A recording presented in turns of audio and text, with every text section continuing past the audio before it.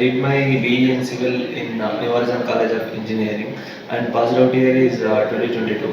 So after that I joined Qspider in the month of November. So I have joined the course Software Development Engineering in Testing.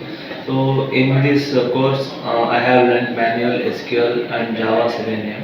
So this course is duration of 6 months and when I before joining the Qspiders, I don't have any technical knowledge on the testing. So after joining Qspiders, where it helped to improve my technical skills on testing.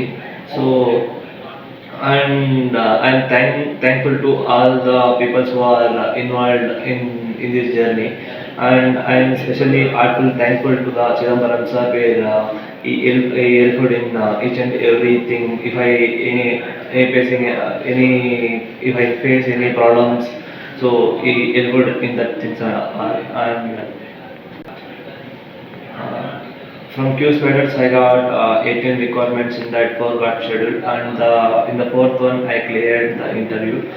I got placed in a company called Vouchpay Technologies Private Limited as a manual and automation test engineer.